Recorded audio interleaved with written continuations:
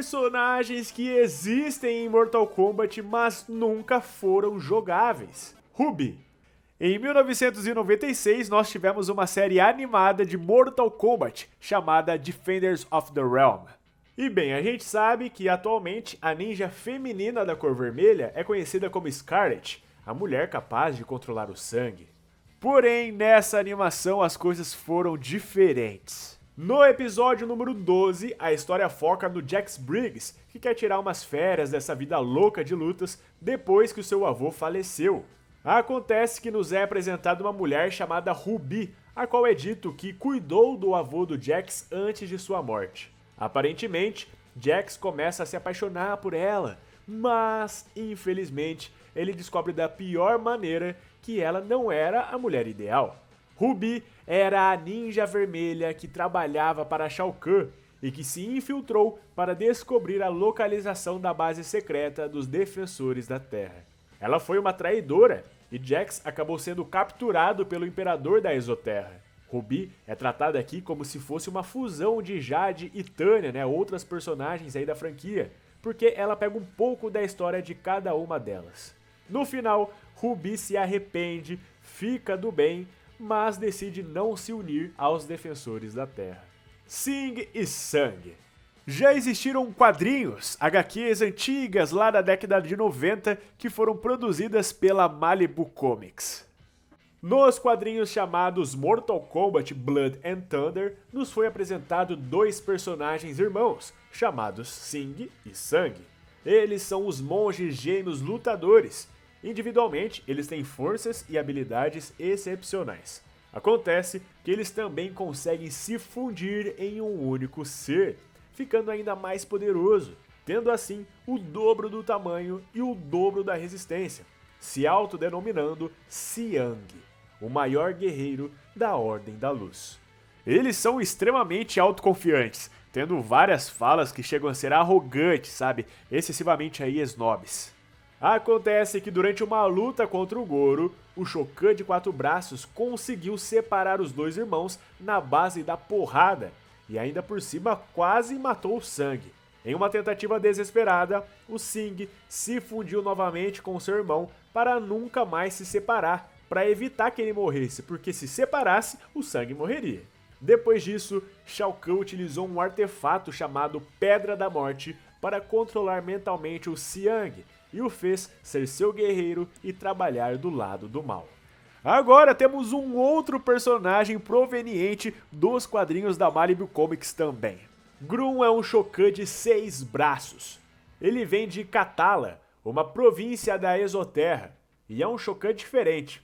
Nunca foi exatamente explicado o porquê de possuir 6 braços, se é uma mutação, uma experiência, alvo de algum ritual ou feitiçaria, enfim, ficamos aí nesse mistério. Além disso, ele possui uma cor avermelhada, o que difere mais ainda dos outros membros de sua raça. Ele entra no torneio com a expectativa de enfrentar o Príncipe Goro e de assim se provar digno para sua raça. Porém, sua arrogância é do tamanho de sua imponência, e ele acaba sendo derrotado antes de enfrentar o Goro, perdendo para o Sub-Zero Bihan. Novamente, esses eventos não são canônicos, E a Malibu tinha liberdade criativa para fazer muita coisa na época, então fica apenas por ali mesmo. Hydro é um personagem que foi adicionado na história de Mortal Kombat através de HQs também, onde é mostrado sendo um amigo de Sub-Zero e membro do clã Lin Kuei. Ele pode controlar a água e, em alguns casos, eletricidade. É mostrado que Hydro não conseguiu resistir à iniciativa cibernética liderada por Sector, e acabou sendo capturado e transformado em um ciborgue, mantendo assim os seus poderes. Hydro também aparece no último episódio da websérie Mortal Kombat Legacy, onde é apresentado como um programa treinado para demonstrar as habilidades de Sector e Cyrax. Essa versão mostra Hydro com poderes iguais aos dos outros ciborgues, mas com a adição de conduzir eletricidade. Porém, os dois outros mostram-se melhores e Cyrax finaliza o ciborgue. Esse é um personagem, que seria muito interessante de ser introduzido futuramente na franquia, Pois por ser um personagem desconhecido do grande público, tem uma fanbase muito fiel. E detalhe, nos modos Torres de MK11, você conseguia pedir a assistência do Hydro, onde ele mandava aí uma onda contra o seu oponente, era muito bacana. Um dos meus personagens preferidos aqui dessa lista, cara, é o Oniro. E ele apareceu também lá na animação lá da década de 90, chamada Defenders of the Realm. Oniro era um mestre ninja que possuía a habilidade de mudar a sua forma para a de qualquer animal, o que lhe dava um grande nível de habilidade em combate. Ele usava uma versão do uniforme ninja usado pelo clã Lin Kuei, mas era da cor branca. E detalhe, ele era o grão-mestre dos Lin Kuei. Ele era até capaz de mudar partes únicas do seu corpo ao invés de se transformar inteiramente em um animal, como é evidente aí por sua capacidade de transformar os seus braços em garras afiadas de puma, como a gente pôde ver na animação. Uma de suas formas era de um dragão capaz de cuspir fogo contra os seus inimigos. A gente não sabe quanto tempo o Oniro foi o grão-mestre dos Lin Kuei aqui nessa animação, né? Porém, o que a gente sabe é que ele estava presente quando os ninjas Lin Kuei começaram a ser automatizados, né? Todo mundo começou a virar robô. Ele estava presente quando Cyrax e Sector passaram pelo processo cibernético, no qual tanto Sub-Zero quanto Smoke se recusaram a participar. Os dois amigos tentaram escapar do Lin Kuei, mas apenas o Sub-Zero conseguiu escapar enquanto o Oniro capturava Smoke e obrigou a passar pelo processo cibernético. Apesar de forçar muitos de seus ex-alunos a se tornarem ninjas cibernéticos, o próprio Oniro permaneceu humano. Mais tarde, ele tentou caçar Sub-Zero com o Smoke automatizado, mas isso falhou quando o Smoke recuperou sua memória e foi contra a sua programação. A gente vê o Grão-Mestre caindo em um abismo, mas ele consegue se transformar em um grande pássaro para escapar da sua morte. O Rei Gorbak é o pai do príncipe Goro e também o marido da rainha Mai. E ele é o governante de Kwatan, o reino e o lar de seu povo conhecido como Shokas. Ele apareceu em algumas mídias como uma animação muito estranha lançada quase junto aí com o filme de 1995, chamada The Journey Begins, onde ele presenciava uma luta entre seus filhos Goro e Duroc. Apareceu também em uma HQ antiga de MK2, onde ficou furioso com a derrota do seu filho Goro durante os eventos de Mortal Kombat lá de 1992. E, portanto, ele enviou Kintaro para ajudar o Imperador Shao Kahn a destruir os guerreiros restantes do Reino da Terra. Ele voltou a aparecer mais recentemente durante as HQs que precedem Mortal Kombat X, onde ele se mostrou um líder poderoso, mas arrogante, e acaba sendo morto por Kotal Kahn durante a Guerra Civil da Exoterra. O Gorbak ele é um ser de 4 braços, né, muito forte, imponente e muito respeitado pelo seu povo Shokan. E provavelmente ele nunca apareceu aí como jogável, simplesmente porque, pô, a gente tem Goro, tem Kintaro, tem Shiva, que já são os personagens com 4 braços, né? Então dificilmente ele estaria uma gameplay que seja diferenciada desses outros personagens. Então por isso não convém ele estar em uma lista de personagens jogáveis dentro de um jogo. E já que falamos do pai, vamos falar do irmão de Goro, que apareceu na distante animação The Journey Begins, onde é mostrado em uma batalha disputando a sucessão como príncipe dos Shokans. Goro e Duroc lutam no poço sem fundo dos Shokans para conquistar um ovo com joias raras que teriam de prestar homenagem ao seu pai, o Rei Gorbak. Os dois lutaram bem e a luta termina com Goro pendurado em um penhasco. O Duroc se mostra misericordioso e ajuda o irmão, apenas para ser enganado e jogado do penhasco pelo próprio. Tudo isso é visto com orgulho pelo Rei Gorbak, que enxerga em Goro o que é preciso para ser seu herdeiro legítimo. Duroc era o primeiro filho do Rei Gorbak com a rainha Maya, né? E o Goro, ele era o segundo filho. E detalhe, tá? Essa animação The Journey Begins foi feita na década de 90, né? Nos primórdios aí da computação gráfica. E é visível a precariedade dos detalhes. Mas eu confesso que quando assisti, eu achei bacana pra caramba. Agora temos os Sacerdotes das Trevas, no original aí Shadow Priests, apareceram pela primeira vez no cenário The Portal em MK2. Vestindo uma espécie de sobretudo roxo e flutuando ao invés de caminhar, eles são membros perigosos do reino e que botam medo em boa parte da população. Eles são os principais feiticeiros de Shao Kahn, né, e fazem parte aí da realeza da Exoterra, ficando abaixo em questão de nível, assim, de importância e relevância, somente do feiticeiro Shang Tsung. Quando Sindel foi ressuscitada para o plano de invasão da Terra, em Mortal Kombat 3 aí, eles estavam ao lado do Imperador e do Feiticeiro Mestre para ajudar. Isso na primeira linha temporal, tá? Já nos filmes de Mortal Kombat lançados na década de 90, esses feiticeiros aparecem em diferentes momentos e ocasiões, como quando Sonya Blade está sendo aprisionada. Eles aparecem encapuzados em cores mais escuras, né? Eles não vestem um roxo exatamente. Porém, são eles mesmos, tá? Isso também conta para os vultos que aparecem atrás do trono de Shao Kahn em Aniquilação. Wanbei. Ele é conhecido na lore do jogo como o Ser Supremo. Citado primeiramente por Damash, né, que era a consciência de Onaga, no Conquest de MK Deception, acredita-se que Wanbei seja o primeiro ser existente na história de Mortal Kombat e esteja acima de todos os outros. Segundo o que é dito, no início dos tempos apenas ele e os deuses ancestrais existiam.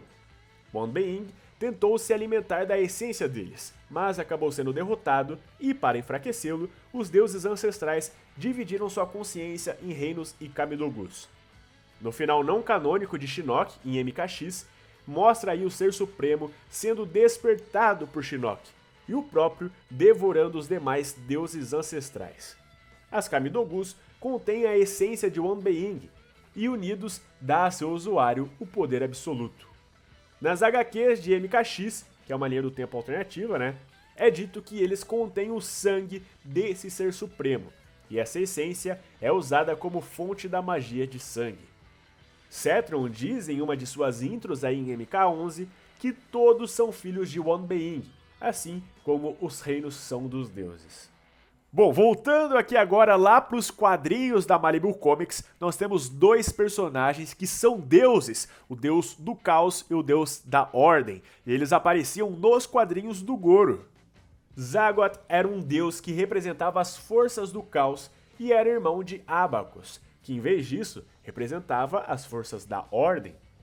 Devido aos dois conceitos opostos, Zagot estava sempre em uma posição antagônica contra o Abacus, e não buscava nada além de alimentar a sua fome por mais caos. Zagot e Abacus eles nasceram iguais, né? Porém, com o passar do tempo esse equilíbrio aí ficou desproporcional. Quando o Abacus ficava mais forte, o Zagot ficava mais fraco, e vice-versa. Abacus é o irmão de Zagot e o deus da ordem.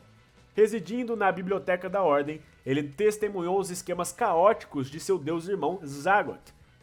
Em um certo momento, Abacus muda de ideia e se encontra com Goro, e apresenta ao Shao Kahn uma arma forjada pela Ordem. Após essa cadeia de eventos, Abacus é visto lutando contra o seu irmão Zagot em um jogo de xadrez. Temos agora o personagem Forrest Fox, que é um personagem que surgiu aí nos quadrinhos que precedem a história de MKX. Forrest Fox. Fox é o rival e melhor amigo de Takeda Takahashi. Ele acabou sendo morto pelo Takeda por estar envolvido com um código de sangue de Havoc. Esse personagem foi introduzido na história, aparecendo como um jovem guerreiro do novo Shirai Ryu, clã esse que o mestre Hanzo Hasashi estava recriando após anos de combates. Fox conhece Takeda, e ambos, ainda jovens, começam um laço de amizade que permaneceria por um bom tempo. Além disso, Fox se mostra um guerreiro forte e imponente, dando trabalho nos treinamentos e vencendo seu amigo Takeda em diversas ocasiões.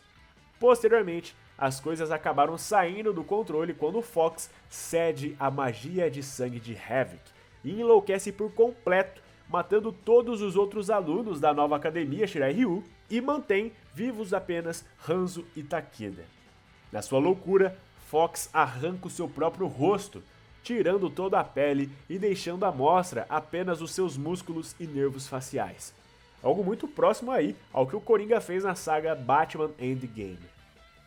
Após alguns acontecimentos, como Fox quase matar o seu mestre Hanzo, Takeda percebe que seu amigo se foi para sempre, né? Que ele não está mais ali naquele corpo, que ali foi corrompido tudo. E então, após uma luta, ele consegue matar o seu antigo aliado Forrest Fox e salva o seu mestre Hanzo Hasashi. Rei Gerald. Gerald era o rei de Edenia antes da invasão de Shao Kahn. Ele foi morto covardemente por Shao Kahn, que ainda tomou a rainha Sindel como sua esposa e a filha Kitana também como sua filha adotiva. Geralt era conhecido por ser um rei bondoso e humilde, sendo muito amado pelos seus súditos e querido por todos. Sua morte precoce pelas mãos de Shao Kahn foi um baque para toda Edenia, que acabou sofrendo muito com o novo reinado, deixando de ser um local bonito e paradisíaco para virar um lugar árido e improdutível. Na segunda linha temporal, vemos uma mudança muito importante. Aqui, Sindel, que antes era uma esposa devota e que sofreu com a morte do rei Geralt, agora é mostrada como uma cúmplice de Shao Kahn. O antigo rei de Edenia, ele nunca apareceu como um personagem jogável em algum Mortal Kombat, né? Apesar de ser mencionado aí em diversos diálogos, principalmente os que envolvem a Kitana, a Sindel. É dito que ela via o marido como um fraco e que não merecia o seu posto. E ao conhecer Shao Kahn, que é um poderoso conquistador de reinos, ela se apaixonou e ajudou a matar o Geralt. Acontece que agora, em Mortal Kombat 1 de 2023, vemos que o rei Geralt foi assassinado, mas anos depois, a sua alma passou a fazer parte do corpo composto por almas, chamados Ermac, que foi criado aí pelo Quan Chi. A alma de Geralt é uma das várias que habitam aquele ser, mas ele consegue tomar conta do corpo e se torna a alma primordial, digamos assim, né, sendo a que comanda as ações. Sabemos que Ermac chegará como jogável via DLC, então, teoricamente, a gente nunca jogou com o rei Geralt de fato, né, mas agora podemos jogar aí com a sua essência em um outro corpo. O grande Kung Lao foi um antigo e lendário lutador do Reino da Terra, que competiu no primeiro Mortal Kombat realizado na Terra, sendo campeão ao derrotar Shang Tsung como desafio final. Seu prêmio foi a juventude, pois ele não envelheceu para que pudesse lutar mais uma vez para defender a Terra no próximo Mortal Kombat.